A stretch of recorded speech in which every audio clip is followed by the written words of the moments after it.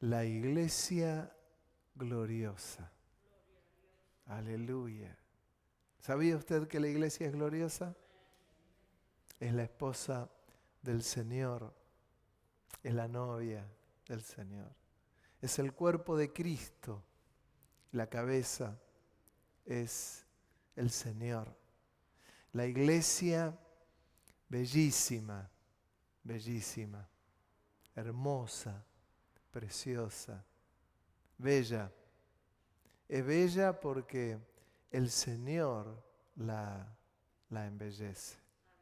Por eso es muy bella. Yo quiero compartir algunos textos con ustedes y mencionar algunas cosas que entiendo vienen de parte del Señor.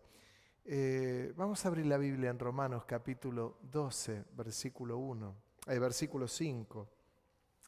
Dice, o versículo 4, porque de la manera que en un cuerpo tenemos muchos miembros, pero no todos los miembros tienen la misma función. Así nosotros, siendo muchos, somos un cuerpo en Cristo y todos miembros los unos de los otros.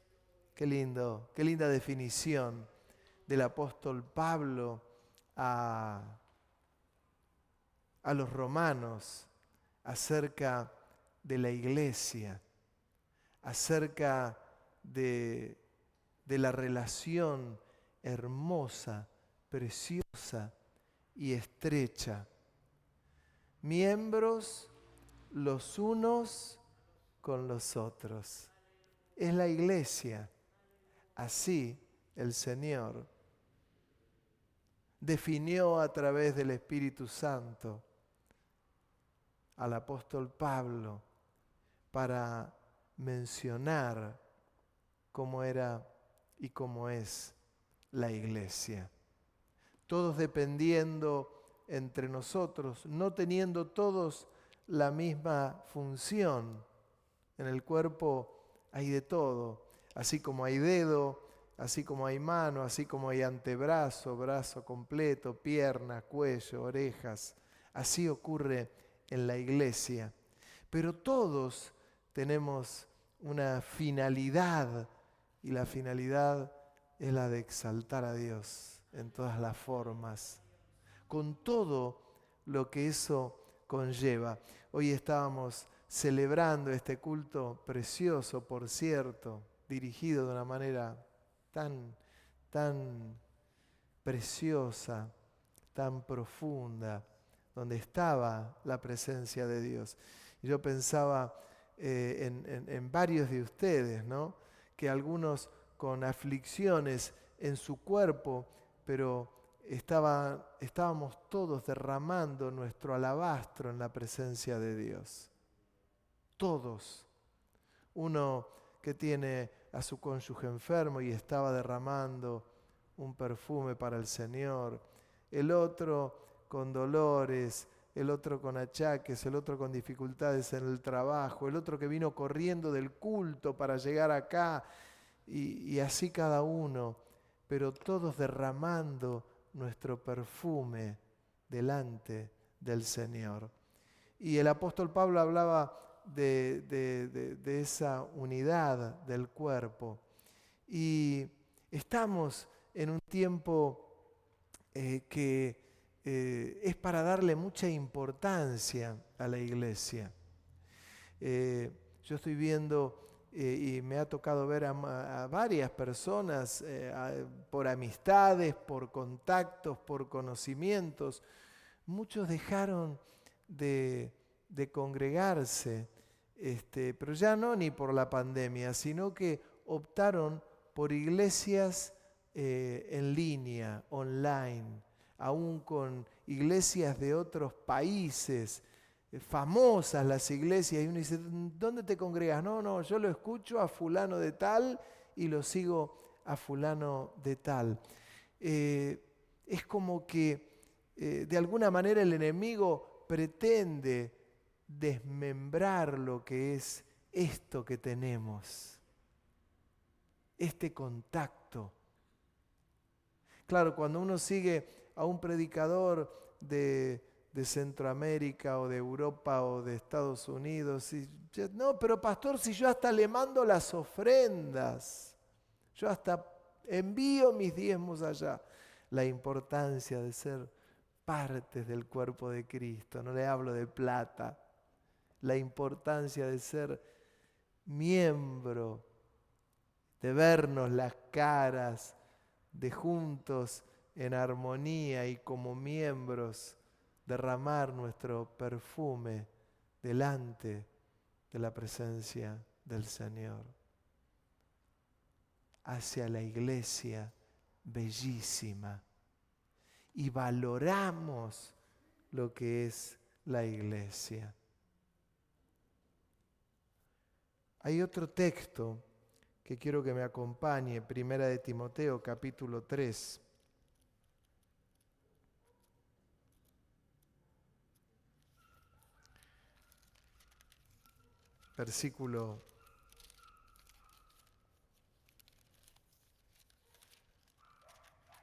Versículo 15, versículo 14. Esto te escribo, aunque tengo la esperanza de ir pronto a verte, le escribe Pablo a Timoteo, que era el pastor. Dice, para que si tardo, sepas cómo debes conducirte en la casa de Dios, que es la iglesia del Dios viviente, columna y baluarte de la verdad. E indiscutiblemente grande es el misterio de la piedad. Pablo le escribe a su discípulo, pastor, y le dice, espero ir a verte para decirte esto personalmente, pero si tardo, quiero mandarte esta carta para que sepas cómo conducirte en la iglesia del Señor. Columna y baluarte de la verdad. Le da indicación. Imagínese, la iglesia que somos nosotros.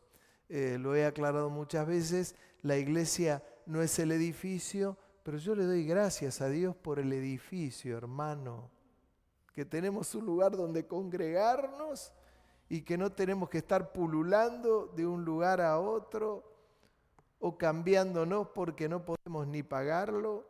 Le doy gracias al Señor. Y habla de la iglesia como columna. Columna de nuestras vidas, columna de la sociedad, columna del mundo, columna de las familias. Columna. Cuando habla de columna, habla de algo que sostiene toda una estructura. No lo están viendo los que están viendo este video, pero acá delante mío tengo 3 columnas. Ayer, el día pasado, me decía uno de los jóvenes, cómo molesta esta columna, porque nos molesta y decimos, gracias a Dios que está esta columna, porque si no el edificio se vendría abajo. La iglesia es exactamente igual, columna y baluarte. Esto es algo que fue ejemplificado por el apóstol Pablo, columna y baluarte de la verdad, que predicamos las verdades del Evangelio. Esta es la iglesia, una columna. Les vuelvo a decir, hay una tendencia a decir, bueno, no, yo ya no quiero contacto con nadie, lo veo por YouTube cuando tengo ganas o escucho la predicación de fulano de tal y con eso ya me edifico. Con eso ya me engordo.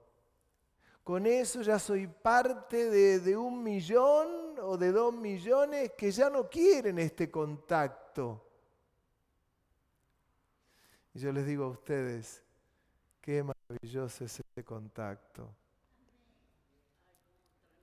Qué maravilloso. Hoy estábamos en medio del culto, precioso como fue dirigido, y te da este contacto. Había una hermana que estaba quebrada y el Espíritu Santo me dijo, anda a orar por ella, y pude ir a orar por ella. Esto es el contacto que te da la presencialidad, que uno puede venir a ver en medio de la presencia de Dios, a darle a Dios lo que es de Él, y puedo venir como Ana, si quiere, cuando tenía una gran carga y una gran angustia porque no podía tener un hijo, pero ella estaba en la presencia de Dios derramando su corazón. Y Elí interpretaba que estaba con otra cosa y ella estaba clamando y pidiéndole a Dios por un hijo, derramando su corazón en la presencia de Dios. Esto es lo que ocurre cuando nosotros derramamos nuestro corazón en la presencia de Dios. ¿Qué es la iglesia? Columna y baluarte de la verdad. Columna y baluarte de la verdad. Se da cuenta que no es una cuestión así nomás la iglesia, no, es la esposa del Señor donde me identifico, donde echo raíces, porque me identifico tanto que hago raíces en el lugar. Es parte importante de mi vida, porque es ahí donde nosotros exaltamos a Dios. Es ahí donde aprendemos, es ahí donde nos conocemos. Otro texto,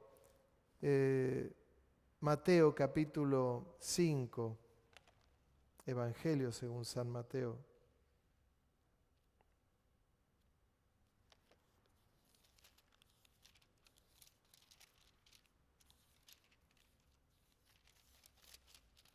Versículo 16 o versículo 14, vosotros sois la luz del mundo, una ciudad asentada sobre un monte no se puede esconder, ni se enciende una luz y se pone debajo de un almud, sino que sobre el candelero, y alumbra a todos los que están en casa.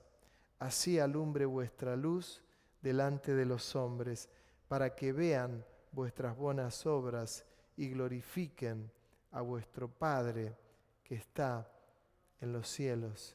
Es la iglesia brillando, brillando. Y no brilla por un brillo propio, sino que brilla por el resplandor que da la presencia de Dios. Cuando Moisés estaba en el monte Sinaí, ustedes saben que le dio los mandamientos a Moisés. Cuando él descendió del monte Sinaí, descendió con un brillo en su rostro inmenso. Brillaba, tanto brillaba que él tuvo que ponerse un velo sobre su rostro, porque al resto de los hebreos le molestaba la vista. Y era tan grande la humildad de Moisés que él se puso un velo.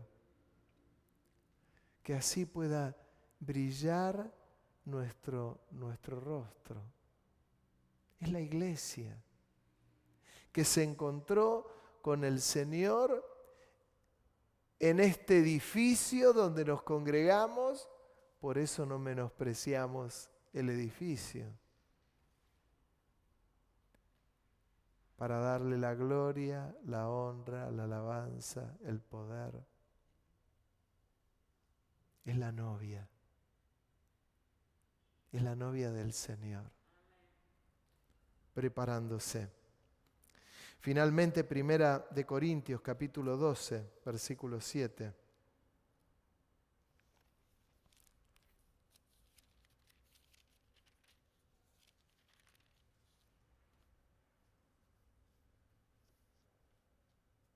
Pero a cada uno le es dada la manifestación del Espíritu para provecho.